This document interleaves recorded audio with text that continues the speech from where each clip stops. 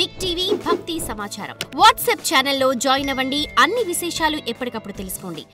అందరికీ నమస్కారం. Welcome to big TV. ఎన్నో ఆధ్యాత్మిక ప్రశ్నలకు సమాధానం చెప్పడానికి ఇప్పుడు మనతో పాటు ఆధ్యాత్మిక గురువులు, జ్యోతిష్య పండితులు, బ్రహ్మశ్రీ గుండెపుడి శివ సుధీర్ శర్మ గురుగారు మనతో ఉన్నారు. ఆయనతో మాట్లాడదాం. నమస్కారం గురుగారు. శ్రీమాత్రే నమః. శ్రీ గురుభ్యో నమః. మన హిందుత్వంలో ఉన్న గొప్ప సాంప్రదాయం గురూజీ, మృతదేహాన్ని అంటే శవాన్ని మనం దేవుళ్ళ పూజిస్తాం.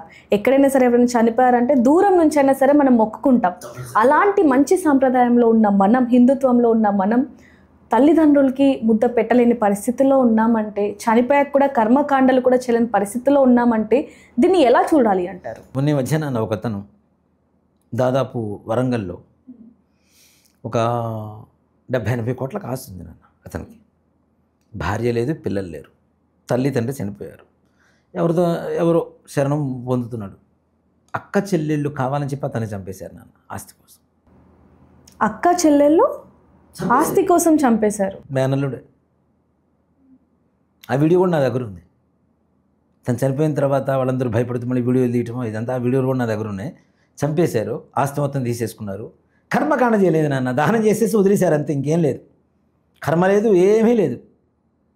మరి ఆస్తి నువ్వు తింటున్నావు కదా, రేపటి రోజున ఈ ఆస్తి ద్వారా వచ్చేటువంటి కర్మ ఏదైతే ఉందో నిజంగా చెప్తున్నాను, అది అనుభవంపై పీడిస్తుంది వీళ్ళని, గ్యారంటీ. వంశాన్ని పట్టి పీడిస్తుంది, గ్యారంటీ.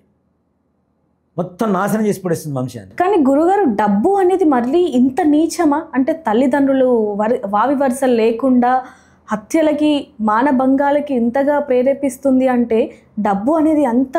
నేను ఒకటి చెప్తానన్న, ప్రపంచంలో ఎప్పుడు కూడాను డబ్బుని మనం సంపాదించాలి. డబ్బు మనల్ని సంపాదించడం మొదలుపెట్టిందా మన నాశనం ప్రారంభం. దాంట్లో అనుమానమే లేదు. డబ్బుని మనం సంపాదించినంత వరకు బాగానే ఉంటుంది. డబ్బు మనల్ని సంపాదించడం మొదలుపెట్టిందా, చుట్టుపక్కల ఎవ్వరు బంధువులు ఉండరు. ఎవ్వరు, ఒక్క బంధువు ఒక్కడు, ఒక్క స్నేహితుడు, ఒక్క మనిషి కూడా మన చుట్టూ ఎవరు ఉండరు, గ్యారంటీ. దీనికంటే అందరూ మనకి శత్రువులే. నా సొమ్ము ఎక్కడ తింటాడు, నా సొమ్ము ఎక్కడ తింటాడు, వీడు ఎక్కడ తీసుకుపోతాడు, ఇదే ఉంటుంది కదా ఎంతసేపటికి. మనం చాలాసార్లు కొన్ని వింటూ ఉంటాం గురుజీ, అంటే డబ్బున్న వాళ్ళకి మనశ్శాంతి ఉండదు అనేది. చాలా అరుదు నాన్న, చాలా తక్కువ. ఒకటి చెప్తా, అంబానీ గారు చనిపోయిన తర్వాత పుణ్యాన్ని ఎలా తీసుకెళ్తాను, నేను తీసుకెళ్ళలేను కదా, నేను పుణ్యకార్యాలు చేయాల్సిన పని లేదు అంటే, ఎగ్జాంపుల్ చెప్తాను అంబానీ గారని, అంతే, ఆయన కాదు సంగతి అని అందరిని అడుగుతున్నాడు. ఒక ఆయన ఏం అడిగాడు అంటే, ఒక గొప్ప ఆయన దగ్గరికి వెళ్ళాడు, ఒక పండితుడి దగ్గరికి. నువ్వు ఆస్ట్రేలియా వెళ్ళావు, నీ ఇండియా కరెన్సీ అక్కడ చెల్లుతుందా? లేదు. మరి ఏం చేస్తావని అడిగాడు. ఆస్ట్రేలియా డాలర్స్లో చేంజ్ చేసుకుంటాను అన్నాడు. బాగానే ఉంది. మరి అమెరికా వెళ్తావు, ఇండియన్ కరెన్సీ నీకు చెల్లదు, అక్కడ ఏం చేస్తావు? అక్కడ కూడా అమెరికన్ డాలర్స్ కింద మార్చుకుంటాను. మలేషియా వెళ్తావు, రింగిట్స్ కింద మార్చుకుంటాను. ఇంకో చోటుకి వెళ్తా మార్చుకుంటాను, ఖర్చు పెట్టుకుంటాను అన్నాడు. మరి స్వర్గానికి అంటే నువ్వు పరమోపదించిన తర్వాత పుణ్యాన్ని నీతో తీసుకెళ్ళడానికి ఇక్కడే నువ్వు ట్రాన్స్ఫర్ మొదలుపెట్టు. నీ డబ్బుని ధర్మకార్యాలకు ఖర్చు పెట్టు, లేకపోతే కష్టం. నీతో పాటు ఏదీ రాదు. చివరికి నీతో పాటు వచ్చేది అంటే నువ్వు చేసినటువంటి ధర్మాలు, దానాలు, ధర్మకార్యాలు, నీ నిబద్ధత, ధర్మంగా సంపాదించడం, ఎదురువాడి పొట్ట కొట్టకుండా సంపాదించడం, ఎదురువాడిని బాధ పెట్టకుండా సంపాదించడం. పీడించి నువ్వు ఇంతిస్తేనే. ఇప్పుడు మా పురోహితులు కూడా చాలామంది ఉంటారు నాన్న. ఇప్పుడు ఎగ్జాంపుల్ చెప్పాలంటే, పితృకార్యాలకు నేను గోకర్ణం వాటికి తీసుకెళ్తుంటాను. అవును గురుగారు. డబ్బులు అవసరమే, ఎవరికైనా అవసరమే, నాకు అవసరమే. నేను సంపాదించే మార్గం, నా సంపాదనలో నేనేం చేస్తున్నాను అంటే, సింపుల్గా చెప్తాను, 1,70,00,000 రూపాయలు పెట్టి స్థలంగా దేవాలయం కట్టడానికి స్థలం కానీ, దేవాలయం నిర్మించడానికి కానీ 1,70,00,000 రూపాయలు ఖర్చు పెట్టేస్తున్నాను. మొత్తం నేను సంపాదించుకున్నది మొత్తం జీరోకి వచ్చేస్తున్నాను. అవును, తెలుసు గురుజీ. అది ఇంతమంది నాకు డబ్బులు ఇస్తున్నారు అంటే దేవాలయంలో వీళ్ళు కూడా దాతలు అవుతున్నారు, వీళ్ళు కూడా భాగస్వామ్యాన్ని పొందుతున్నారనే వాళ్ళది కూడా చెయ్యి ఉంటుంది, అంతే కదా. ఇప్పుడు వాళ్ళ ద్వారా వచ్చినటువంటి డబ్బులు నేను దేవాలయానికి ఖర్చు పెడుతున్నాను అంటే తప్పనిసరిగా వాళ్ళకు కూడా భాగస్వామ్యం ఉంటుందిగా, పుణ్యం ఉంటుందిగా. అలాగే ఏదైతే మా పురోహితులు కూడా చాలామంది ఉంటారు, నాకు ఇన్ని వేలు ఇస్తేనే చేస్తా, లేకపోతే చేయను. ఏది చిన్నది లేకపోయినా కూడా అక్కడ నుంచి వెళ్ళిపోయిన సందర్భాలు కూడా మనం చాలా వరకు చూసాం గురుజీ. చాలామంది నాన్న.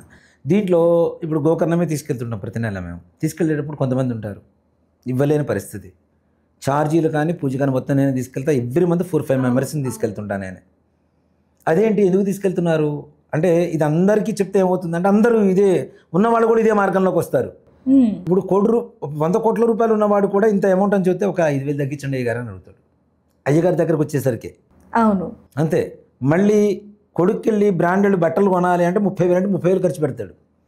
హాస్పిటల్కి వెళ్ళి బిల్లు తగ్గించమంటే తగ్గించము, ఇంత బిల్లు కట్టాల్సిందే అంటే కట్టాల్సిందే. సూపర్ మార్కెట్కి వెళ్ళి సరుకులు తీసుకున్న తర్వాత వాడు బిల్లు వేస్తే దాంట్లో రూపాయి కూడా తగ్గించాడు, మొత్తం బిల్లు కట్టేసి రావాల్సిందే. ఒక అయ్యగారి దగ్గరకు వచ్చేసరికి మాత్రమే. పెళ్ళిళ్ళలో కూడా చూడండి, ఒక భోజనానికి 1,500 2,000 రూపాయలు ఖర్చు పెడతారు ఒక ప్లేట్కి. అయ్యగారి దగ్గరకు వచ్చేసరికి 30,000-40,000 ఇచ్చేసరికి అయ్యగారు అంతా తగ్గించండి అయ్యగారు. కరెక్ట్గా నీకు వేస్ట్ అయిపోయిన భోజనంలో 1% బ్రాహ్మడికి ఇవ్వు. అవును. వంటలు చేస్తారు కదా, ప్లేట్ 1,500 ఉంటుంది కదా, కనీసం ఒక 70-80 ప్లేట్లు వేస్ట్ అయిపోతాయి.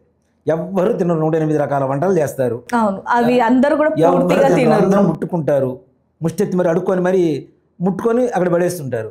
ఆ వేస్టేజ్లో 1% బ్రాహ్మడికి ఇచ్చిన ఆనందంగా బయటికి వెళ్ళిపోతాడు. అయ్యగారి దగ్గరకు వచ్చేసరికి మాత్రం అంతా అయిపోతుంది. ధన్యవాదాలండి. శ్రీమాత్రే నమః. శ్రీ గురుభ్యో నమః. For more videos like this, subscribe Big TV channel.